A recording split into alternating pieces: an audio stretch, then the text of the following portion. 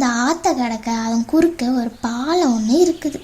ஒரு நாள் அந்த ஆற்ற கடக்க 2 ஆடுக வந்தது. ஒரு ஆடு பாலத்தின் ஒரு பக்கத்துலேயும் இன்னொரு ஆடு பாலத்தோட எதிர்பக்கத்துலேயும் வந்து நின்றுது. ஆனால் அந்த பாலத்தை கடக்கணும்னா ஒரு நேரத்தில் ஒரு ஆடு மட்டும்தான் கடக்க முடியும். இது தெரிஞ்சும் ஆற்ற கடக்க 2 ஆடுங்களும் பாலத்தில் ஏறி நடுவில் வந்து நின்றுச்சு. முதல் ஆடு எனக்கு வழிவிடு, நான் தான் போகணும்னு சொல்லிச்சு. உடனே 2வது ஆடு நான் தான் முதலில் வந்தேன், நீ வழிவிடுன்னு சொல்லிச்சு. இப்படியே 2 ஆடுகளும் விட்டு கொடுக்காமல் சண்டை போட ஆரம்பிச்சிட்டுங்க. சண்டை போடும்போது 2 ஆடுகளோட கால்களும் பிடிமானம் இல்லாமல் கீழே ஆற்றுல விழுந்துட்டு. ஆற்றுல விழுந்த அப்புறம் தான் 2 ஆடுங்களும் தான் விட்டு கொடுக்காம தப்பு பண்ணிட்டோமேனு வருத்தப்பட்டுச்சு. கடைசியில் அந்த 2 ஆட்டையும் ஆற்று தண்ணி அடிச்சுட்டு போயிடுச்சு. இந்த கதையிலேருந்து நம்ம கற்றுக்க வேண்டியது என்னென்னா, விட்டு கொடுக்க வேண்டிய நேரத்தில் கண்டிப்பாக விட்டு கொடுக்க வேண்டும்.